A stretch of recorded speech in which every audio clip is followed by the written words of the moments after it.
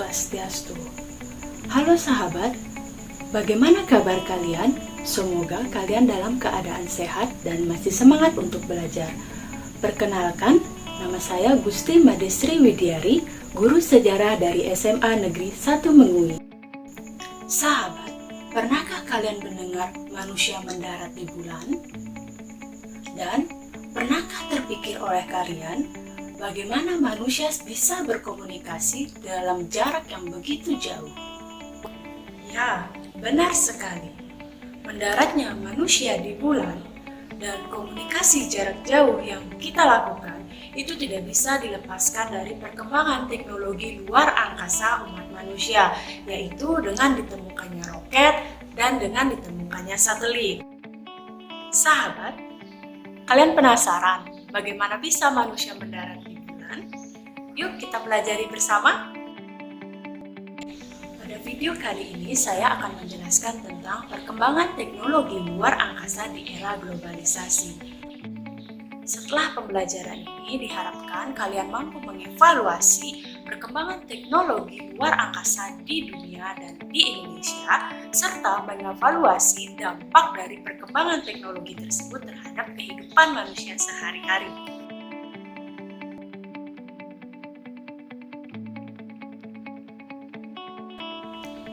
Kehidupan di era globalisasi ditandai dengan kemajuan ilmu pengetahuan dan teknologi. Sejatinya, ilmu pengetahuan dan teknologi yang diciptakan manusia umumnya berfungsi untuk mempermudah aktivitas pekerjaan manusia. Nah sahabat, kalian pasti bingung, kapan sih sejatinya manusia mengenal teknologi luar angkasa?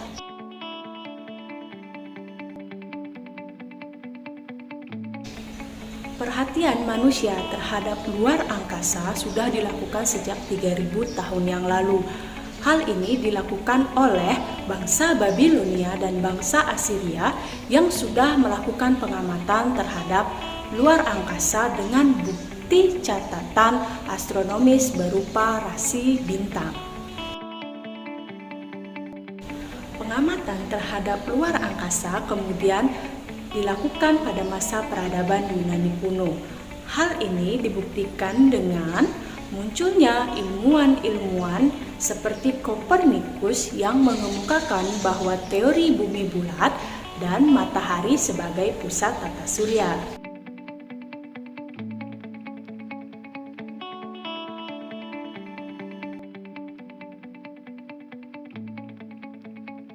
Sahabat, perkembangan teknologi luar angkasa modern diawali pada tahun 1930-an. Ilmuwan Jerman yang bernama Wernher von Braun menciptakan roket V2.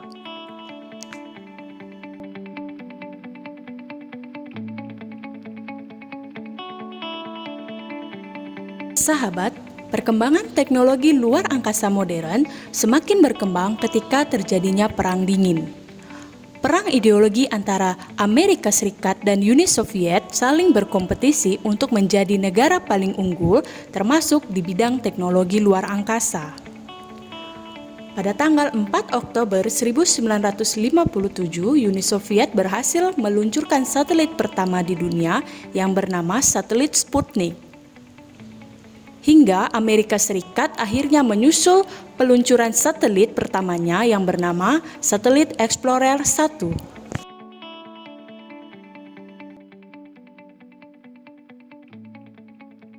Sahabat, setelah peluncuran satelit, antara Uni Soviet dan Amerika Serikat saling bersaing untuk melakukan ekspedisi manusia ke luar angkasa.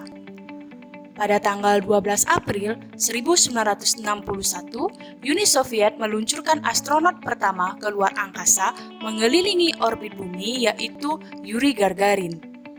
Yuri Gagarin mengelilingi orbit bumi menggunakan kapsul Vostok 1. Sedangkan Amerika Serikat mengikutinya dengan meluncurkan astronot Alan Shepard menggunakan kapsul Mercury 1.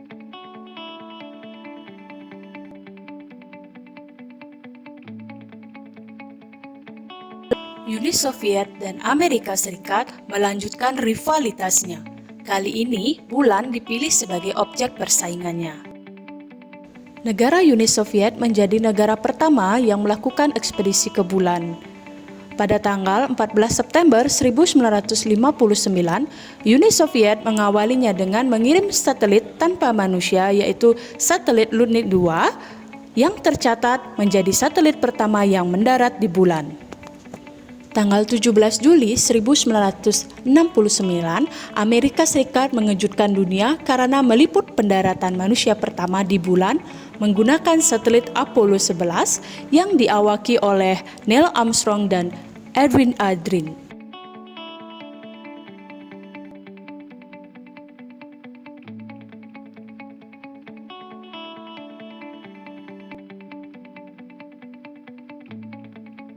Setelah Perang Dingin selesai, antara Amerika Serikat dan Uni Soviet membentuk kerjasama di bidang teknologi luar angkasa dengan membentuk Laboratorium Stasiun Luar Angkasa Internasional atau yang dikenal dengan International Space Station.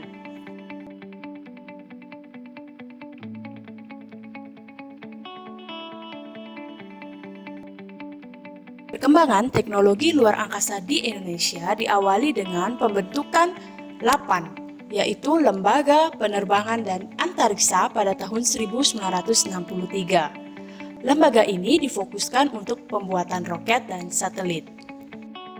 Pada tahun 1976, Indonesia berhasil meluncurkan sistem komunikasi satelit domestik PALAPA atau yang dikenal dengan satelit PALAPA.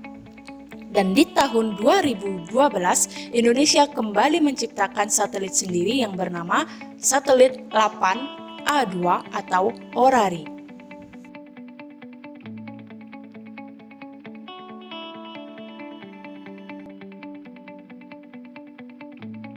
Indonesia mempunyai seorang astronot, Profesor Dr. Pratiwi Sudarmono. Pada tahun 1986, beliau ditugaskan untuk ikut dalam sebuah misi yang bernama STS-61H. Misi ini dibatalkan karena adanya kecelakaan pesawat Challenger. Setelah peristiwa itu, teknologi luar angkasa Indonesia akhirnya difokuskan pada sistem komunikasi satelit. Sistem komunikasi satelit sangat berguna untuk kehidupan sehari-hari manusia, seperti untuk komunikasi antar daerah, komunikasi antar negara, menyambungkan komunikasi telepon, menyambungkan komunikasi televisi, radio, faksmili, dan internet. Perkembangan satelit di Indonesia semakin pesat dengan ditandai adanya pengiriman satelit 8A1 pada 2010, satelit 8A2 pada 2015, dan satelit 8A3 pada 2016. Nah, sahabat, itulah tadi penjelasan tentang perkembangan teknologi luar angkasa di dunia dan di Indonesia. Semoga video ini bisa menjadi referensi kalian dalam memahami materi tersebut. Terima kasih atas perhatiannya. Sampai jumpa pada video selanjutnya.